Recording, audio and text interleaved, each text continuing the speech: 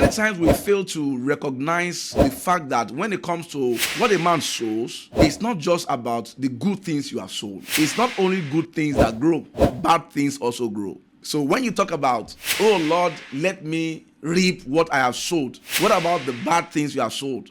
Because most times we don't think that the bad things we have sowed are also growing, they are also germinating. So life is not just spiritual, life is also principled. And one of the principles that rules life is the law of sowing and reaping. So let that sink. Let that sink.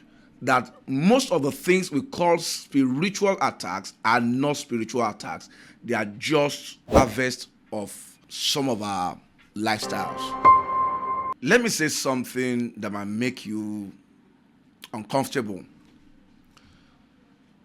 Not every problem in your life is a spiritual attack. Not every delay is from the devil.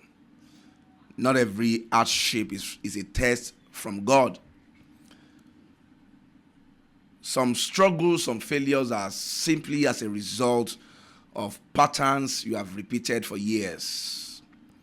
And until you accept that, your life might not change much.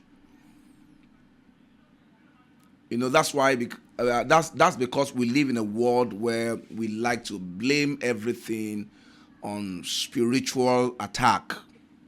We like to blame everything on invincible forces, witches and wizards.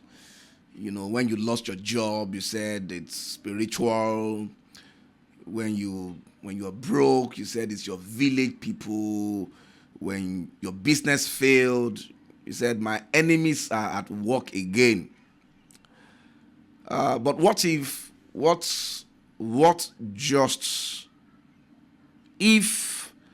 some of those struggles, some of those failures, some of those things, some of those attacks you called attacks are not really attacks? What if they are just harvests? What if they are just harvests? Some of the struggles, failures. What if they are not attacks from the devil? What if it's not your, stepmother doing you? What if there are no witches anywhere? What if there are no spiritual attacks anywhere? What if they are just outcomes of your long-term habits and actions or inactions? Let's be honest with ourselves.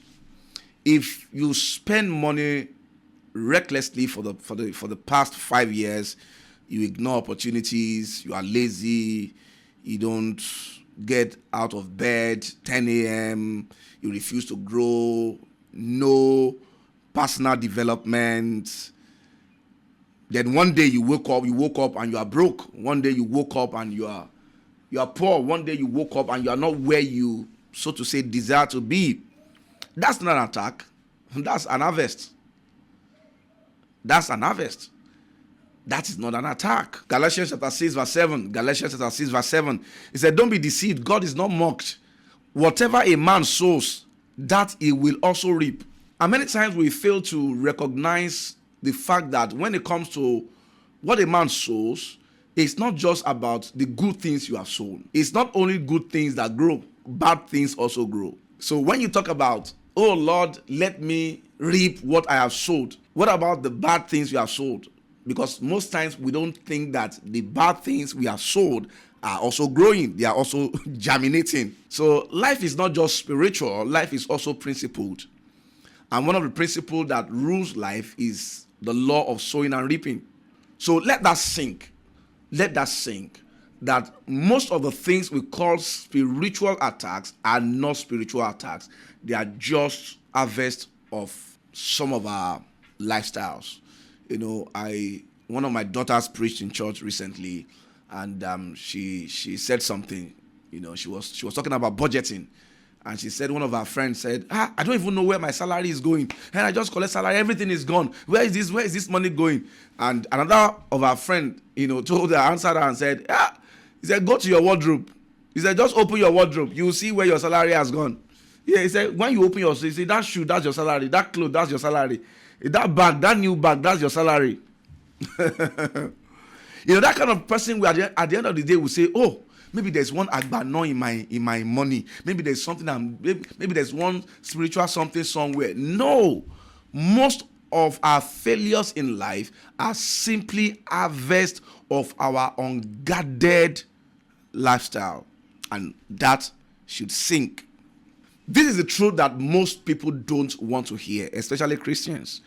This is the truth most believers don't want to come in terms with, that nothing is accidental in life.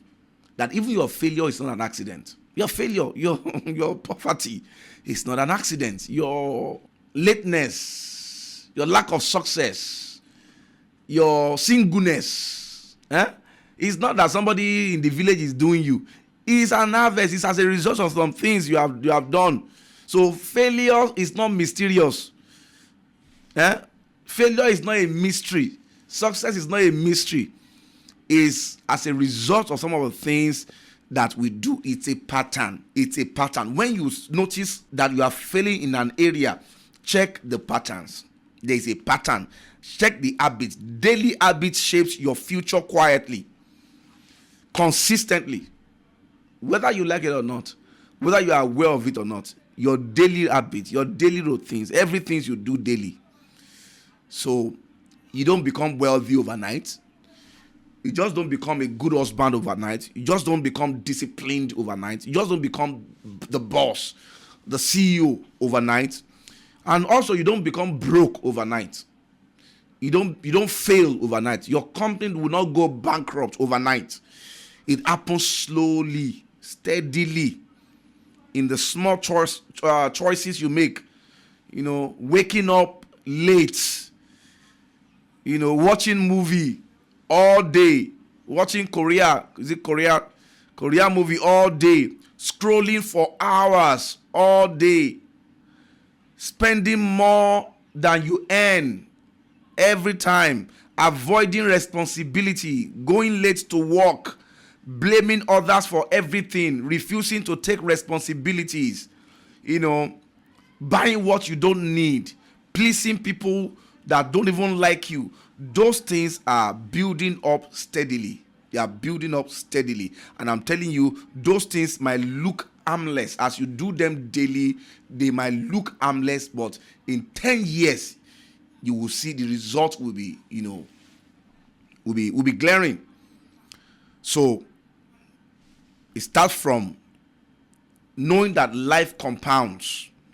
Everything in life compounds. The good habits compounds and leads to a bigger result. The bad habit also compounds and lead to a bigger result.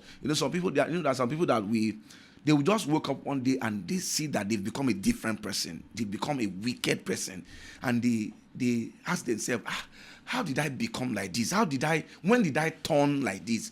When check yourself. You discover that there was a time that when you do some things, your conscience will prick you, but you will silence your conscience. You do it will prick you. You will silence. Before you know it, your silence is so dead that you've now become another person. This is the same reason why many people are poor. This is the same reason why many people are in lack. It's all there.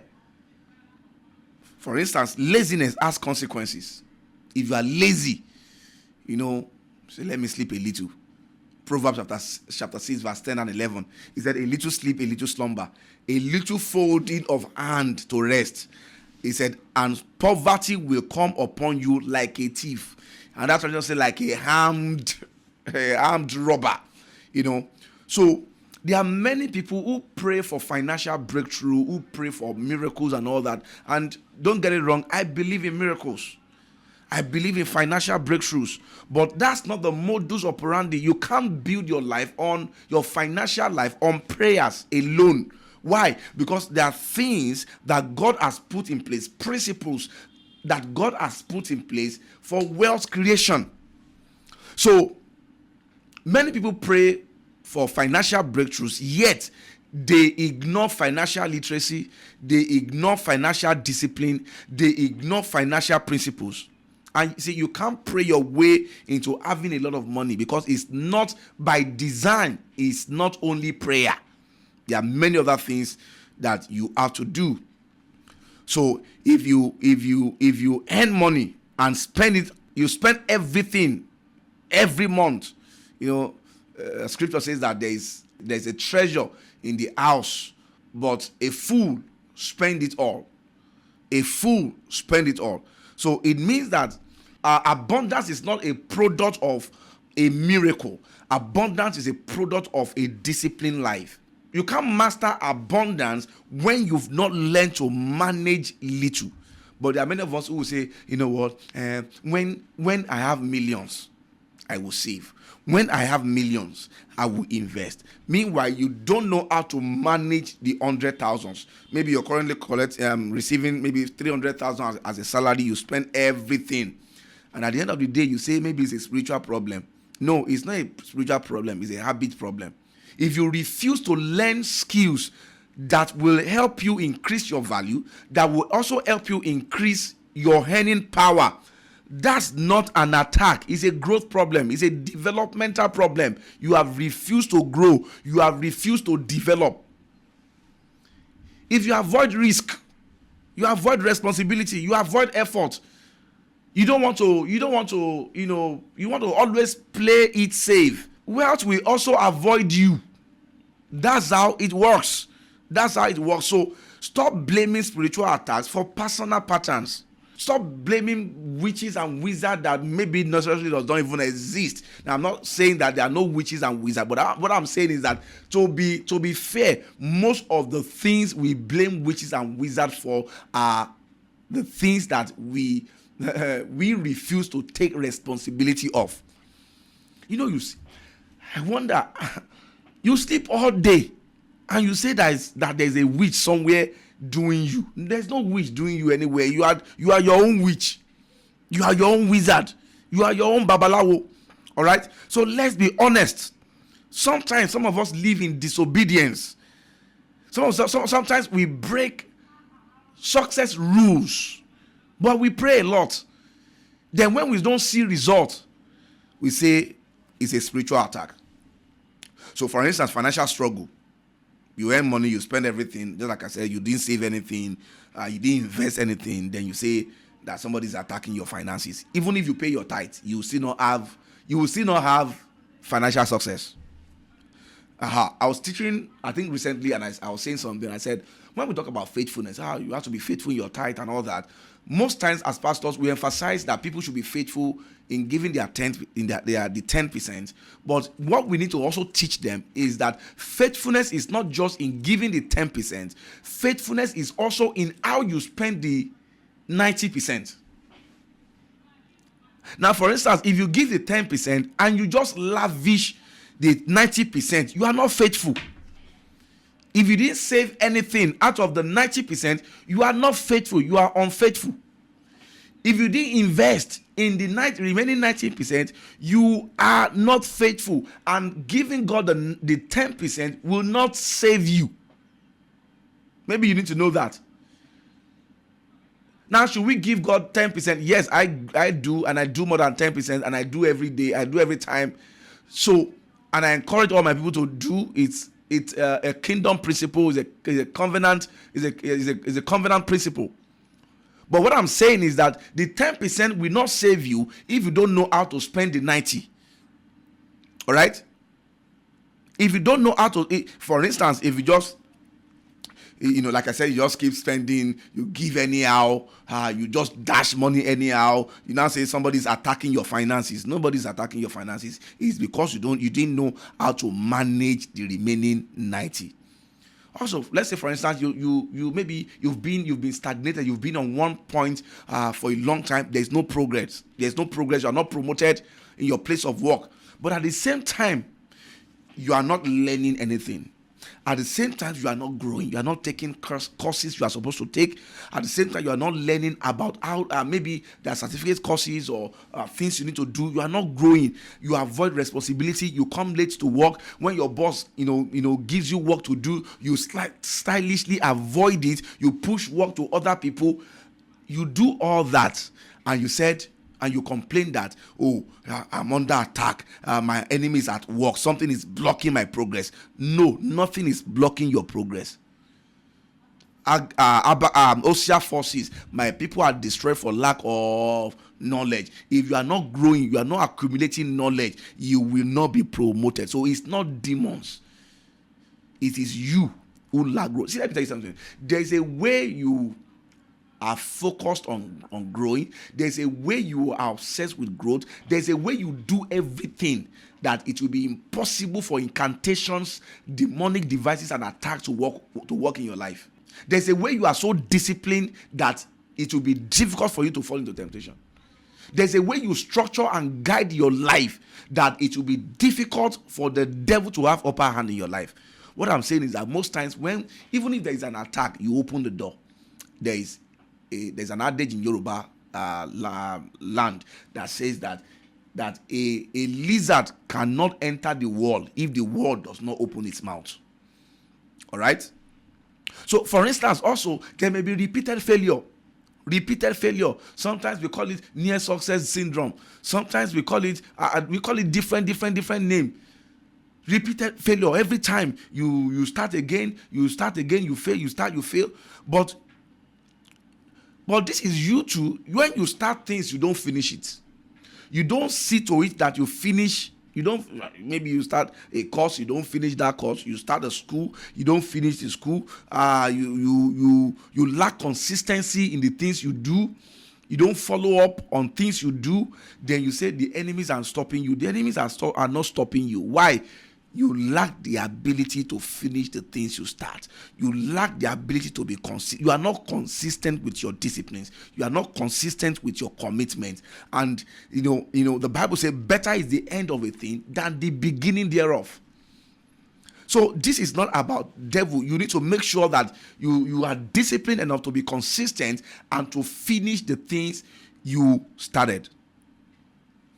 So most of the things that accumulate into things we call attacks in our lives, sometimes they are lack of discipline.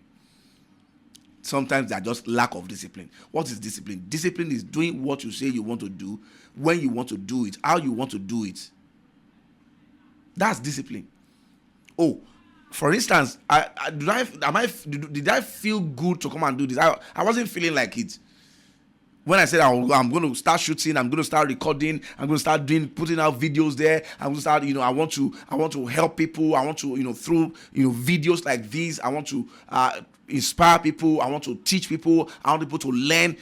It's not easy. I did not feel like it. Emotionally, I didn't feel like it. I need to put myself in that place to do it. So most times, lack of discipline. Most of us are controlled by our feelings. Most of us are controlled by our emotions. I don't feel like going to work today. I don't feel like saving right now. I feel like eating shawarma. I feel like buying these clothes. I feel like making this hair. We just do things that we feel like.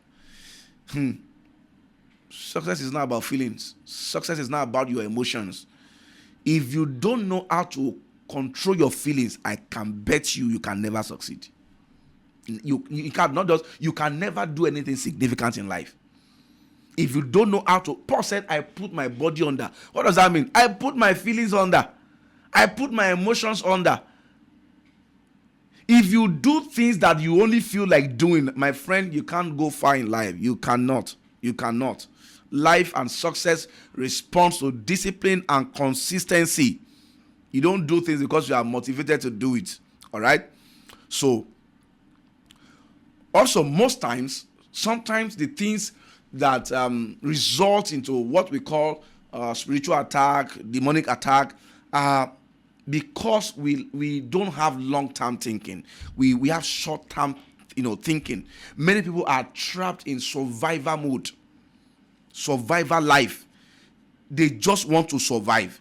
Everything is about what I can do, what I can achieve now. I want pleasure now. I want comfort now. I want to enjoy now. I want to avoid discomfort now. But when you talk about having outstanding success and maybe building wealth, moving from lack to abundance, then you need to know that it requires long-term thinking, not just long-term thinking, long-term planning.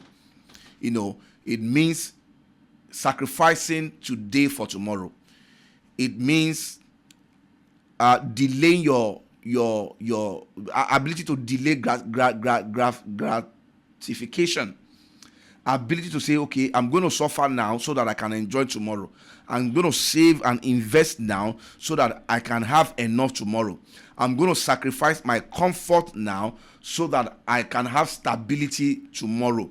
If you don't learn how to sacrifice now, you cannot experience a greater success tomorrow. So if your life is always built on short-term pleasure, short-term comfort, you will think, at the end of your life, you will think that you are under attack. You will think that you are under one spiritual attack. All right. Also, one of the things that, for instance, make us to think that, we have somebody is doing us, or one witch or wizard is doing us, is also, especially when it comes to finances now, is because we have a very, very poor relationship with money. We have very poor relationship with money, starting from our knowledge about money, our knowledge about wealth. Some of us, we even have wrong perception of money, of wealth. Some of us, we don't track how we spend, what we spend. We don't plan what we spend. We don't budget. We don't manage. We just earn and spend, and money just leaves as quickly as it comes. And then we ask, why am I always broke? Why is it that I don't always have money? Why is it that I always have to beg to eat? I always have to beg to do this. I always have to beg to do that. It's because we have certain lifestyle with money that are not consistent with wealth creation. And when we refuse to learn, when we refuse to change, when we don't see knowledge as a leverage, when the only thing we think is that if I make more money, I'll be able to save, or my life will be better. If we are thinking that way, there's no way, nothing will change. You don't read, you don't listen to financial experts, you don't go to financial seminars, you're not improving, you're not getting discipline, you're not getting financial literacy, and you keep saying that it's somebody doing you. Can I tell you, nobody's doing you. You are just not committed to knowledge that will help you to grow, that will help you to change, and that will help you to see, a better result. Then also, this blame mentality. As long as you have somebody to blame for your failure, as long as everything that is going wrong in your life is somebody's fault, you cannot change. Nothing will change in your life. Oh, it's the witch's fault. It's the devil's fault. Oh, it's God's fault. It's my parents' fault. It's my fiance's fault. It's my spouse's fault. As long as everything going wrong in your life is somebody else's fault, there can never be a change. Why? Because you are not taking responsibility. It means that, even if the devil is the one responsible for what you are going through, you can't change it by blaming the devil, because the devil is doing his own work. What are you doing? The assignment of the devil is to kill, to steal, to kill, and to destroy. So the devil is effective in his own work. What are you doing? You also have the responsibility to push away the devil from your life. So you can't say you are failing because the devil is responsible. Yeah, the devil is responsible. He's doing his job. That's what he's paid to do. That's what he's hired and created to do. But what are you doing what you are created to do? So as long as we have the government to blame, we have your family to blame, you have your background to blame, you have your ex to blame, you have your past to blame, as long as you do that, you will feel justified. But it will keep you powerless, and it will change nothing in your life. Nothing will change. You cannot fix anything. Do you get what I'm saying now? You cannot. So the reason why you are where you are is because you like to blame others. You like to blame the witches and the wizard. So what should you do? Take control. Take charge. Be in charge.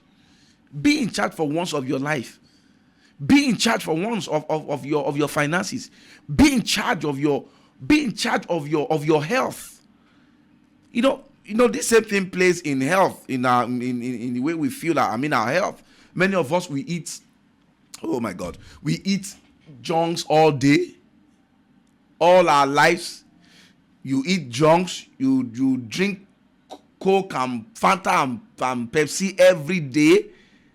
You are always looking for biscuits to eat and all that. You don't exercise. You don't you don't do things that will keep you healthy. Then after 30, 40, 50, 70 years, you now begin to say, oh, the devil is after my health. The devil is not after your health. You are just in harvest season. You are just harvesting all the coke. When you begin to have pain in your joint, what are you doing? You are harvesting the coke.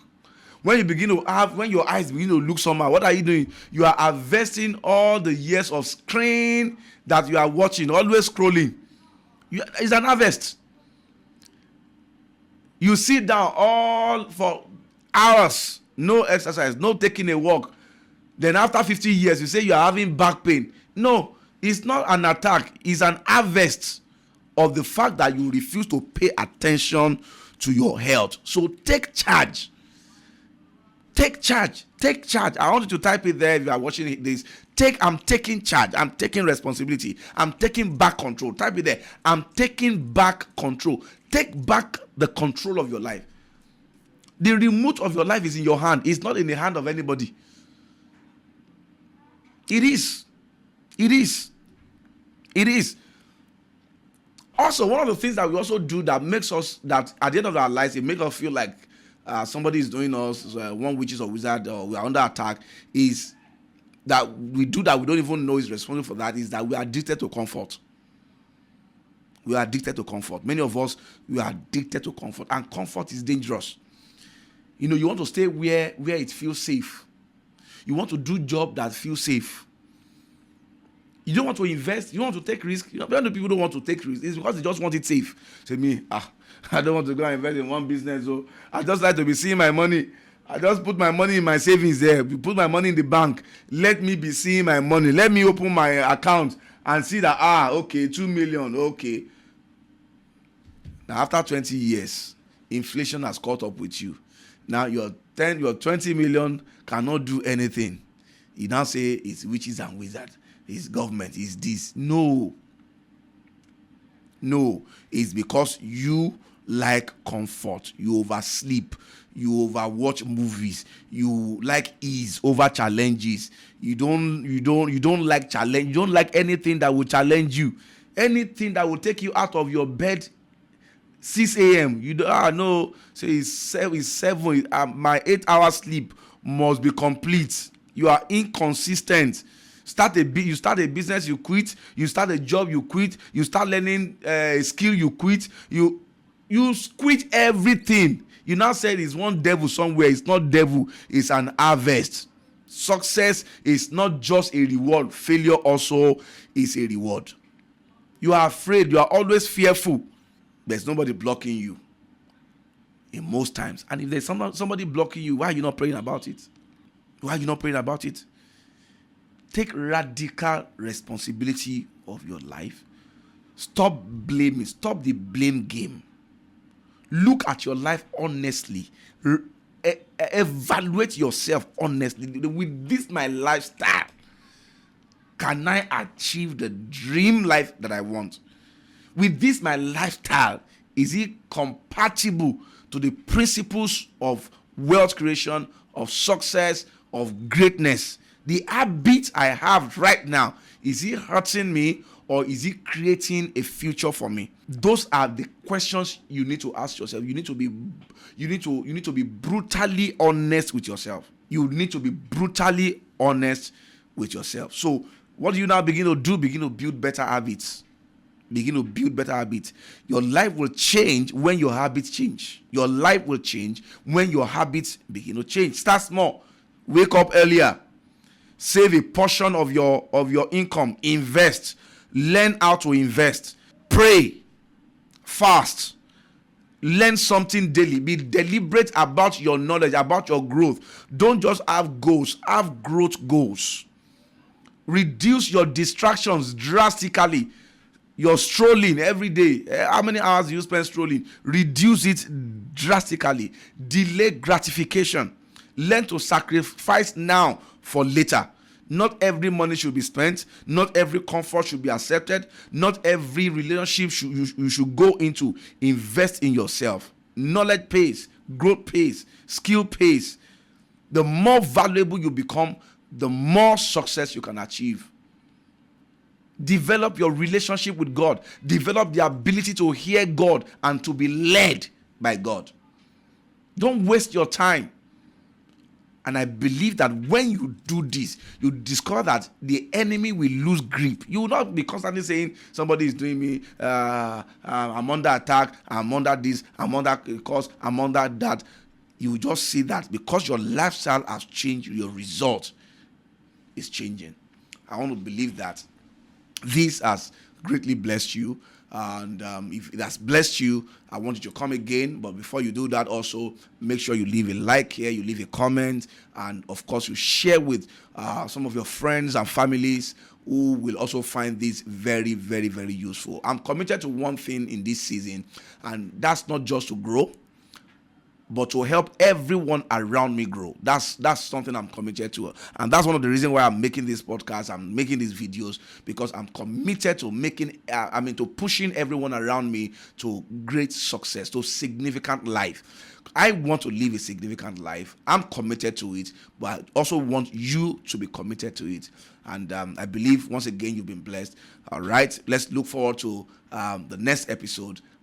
See you in the next episode. God bless you.